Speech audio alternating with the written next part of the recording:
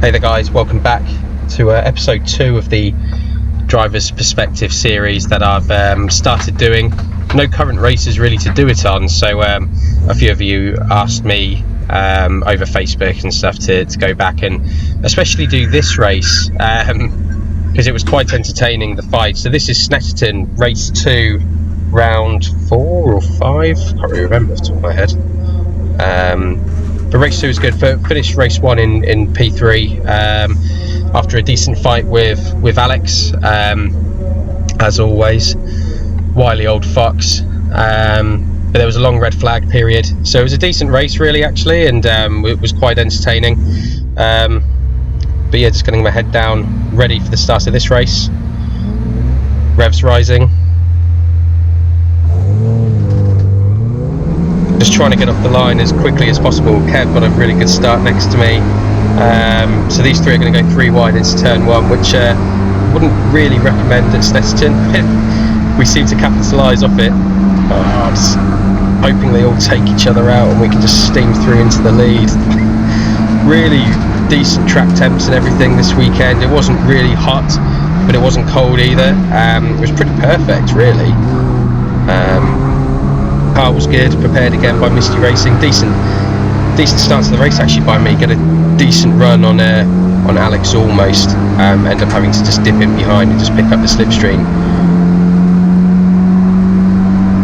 Wayne Scarpa's off at this point. He doesn't fancy joining in the fun and games. Down the back straight, hitting the rev limiter, you can hear it bouncing off.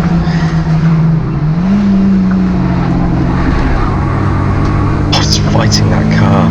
I love watching this race back actually, just because it is such a great, in my opinion, great advertisement for the Coupe Cup, which is an awesome series, budget racing, if there is such a thing, but it is a lot cheaper than a lot of the other series out there. But just look at the car, like you hold the wheel completely still round Coram, late on the brakes, looking for that decent exit, running a bit of curb.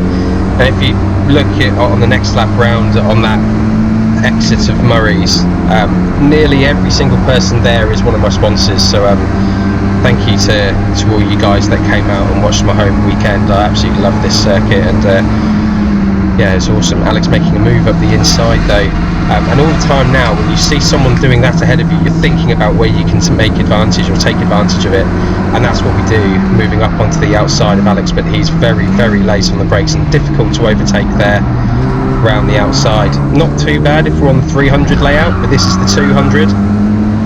Bit of contact. Alex maintains to this day that I had him on the grass there. I'll let you make your own mind up. I think he just got a little bit frustrated because I was all over him, but you know, one of those things. But really decent pace actually. I really enjoyed following Alex around because he does things a little bit different to me, and that guy drives it right on the edge all the time. He's very, very quick. He's won this series before. But coming around to complete another lap, bomb hole, hilarious, but also incredibly fun, that corner. The Coram's just mega. I'll talk you through this next lap to get some decent content out of it, instead of me rabbiting on about absolute nonsense the whole time. But we get a run on Alex here. He mounts the big red sausage curve, which I don't recommend doing on any of the circuits, just because, well, apart from Knockhill maybe, but it slows you down massively. You can see this here, and this is now big time, balls out round the outside, not even thinking twice about what we're going to do. I love watching that. Alex is still there, and then he gives up, and we cut back across just to cover the line. Absolutely, no, it's awesome. Just watching it back and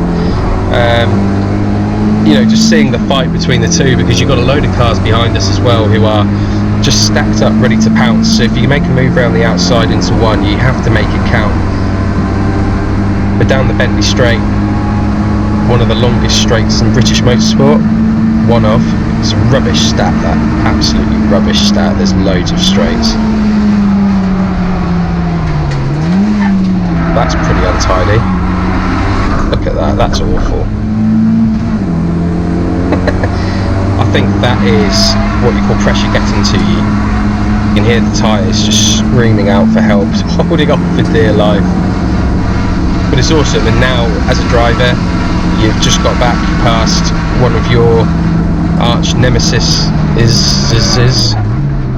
season, and it's all about trying to create a gap, which you have to drive a little bit cleaner than that if you're going to do it. Wayne's checked out, as you can see up ahead. He's taken advantage of no fighting. He sort of let us squabble, and he's made off into the distance. Seems to be a theme. Alex on the outside though tries to do the same.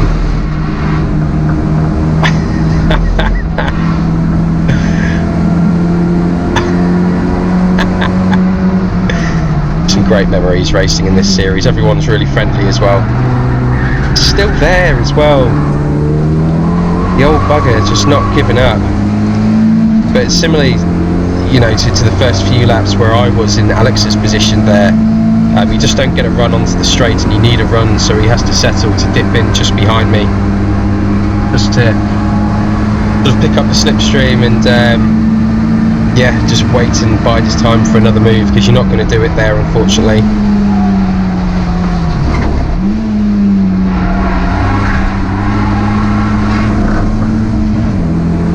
Probably worth mentioning, during this race the clutch was feeling worse and worse, which came to a head just a couple of laps from the end, and with the pressure from Alex and everything, and with the long straights, you know, it was just getting worse and worse, and just having to manage it as much as possible. And it's just one of those things, you know, at the end of the day, these are old cars,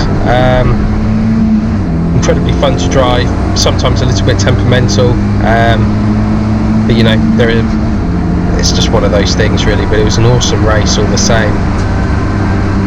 Awesome handling as well is what you will see from this particular race, but staying away from the racing line, because Alex is still there and just defending a little bit into one.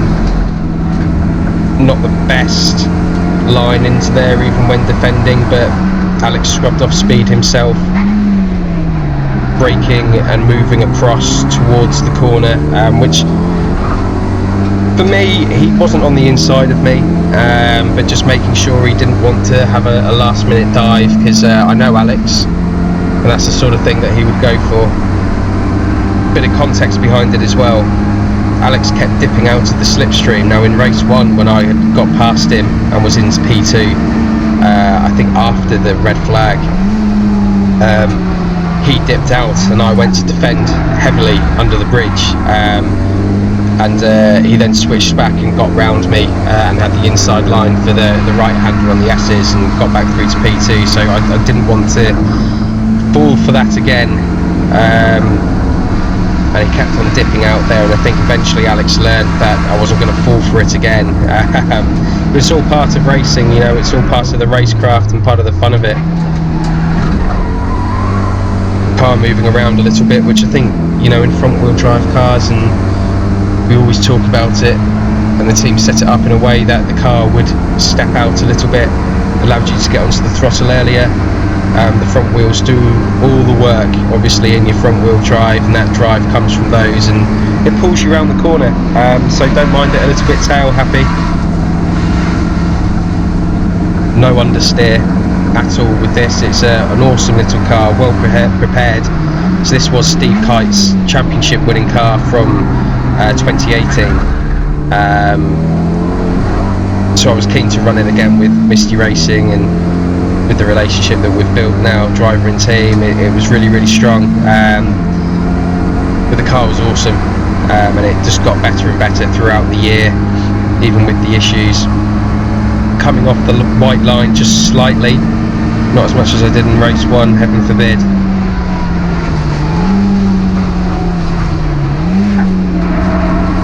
And going down the gears under the bridge into the right hander and running it through. This was, I think, my fastest lap of the race, and probably was one of the cleaner ones at least, because at the start of the race, you know, it's always a lot of adrenaline, heart's pumping, sometimes you make silly mistakes. It's about calming yourself down, you know, certainly learned the hard way at Thruxton, throwing away the lead on lap 1 of race 1 and having to fight my way back. Might do a video on that later on, but yeah, trying to learn from those mistakes. I think that's what all the good drivers do, that something happens and it doesn't happen again, or they learn from it, and you know, that's what I'd be looking for. Staying off the white line, the racing line, slightly again with Alex right behind me. If he's going to go past me, he's going to have to do it the hard way, as he did to me before, but he's actually on the outside of me there. Can't see in any mirrors or anything, but he's there on the outside and will look to switch back, but no way. Difficult to do there actually, because there's not a lot of room. On the 300, you know, when you don't go right left, you just go straight through onto the infield. It's a little bit easier.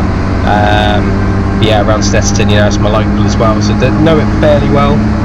Probably haven't been around there as many times as Alex has. Fairly local to him as well. He's Cambridge based, but he gets the run, and I'm rampantly telling him to just focus on catching Wayne. Give him a little nudge up the rear, just as a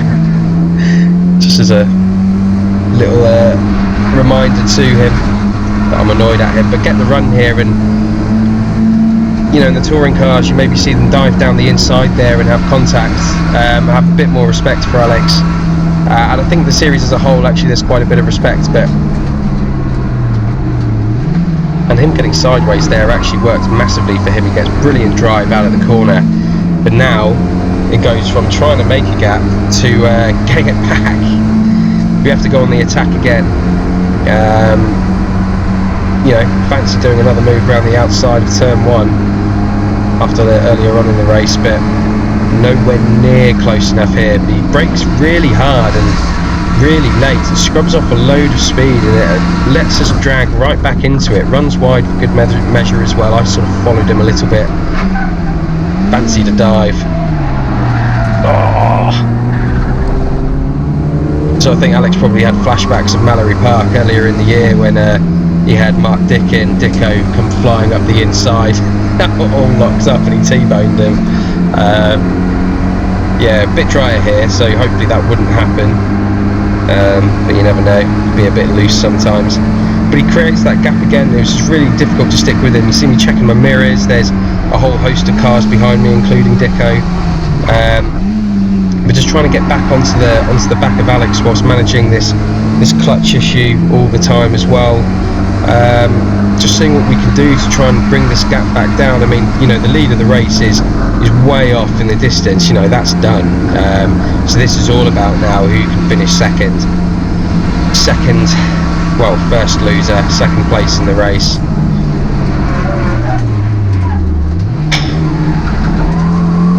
Maybe should have went with my gut there and made the move. So that's the clutch problem now coming in. Missed the gear, and I can't remember who it is now actually that gets the run on me. Someone gets the run on me. There it is again. And Alex is gone now. That's gone. It's Kev Smiles gets the run. Have to dip in behind him. But that is the race unfolding for me, unfortunately, after a really good P3. It could have been P2 in race 1. And again, fighting for P2 in this one. Maybe didn't have the pace Alex had. Just no gears going down, and no drive. Have to bail out over the grass. His Dicko is there in his orange fluoro and black car. It's an awesome livery. But it all comes to a head in a minute. Such a shame. It's pretty demoralising actually as a driver when this happens. It's my home circuit. We had really good pace, having a really good fight, really enjoying ourselves frankly as well, and with all, you know, a load of these local sponsors there, just clutch not doing what you want it to do, can't get any gears. And already thinking at this point, you know, what does the race have, because we've dropped off. We're 5th place now, and it's just getting worse and worse. But here is where it all comes to a head, and this is frustrating. And that is neutral, no gears at all, and that's the race over, unfortunately. You know, one of those things with old cars, and when you come into racing like this, it's just very difficult You know, especially when stuff like that happens. But it was a really good race, and you know, we got a podium earlier on in the weekend, and it's just one of those things. But hey ho. Anyway, if you like the video, let me know. I'm planning to do some more of these, but let me know what you want and we'll do it. See you soon.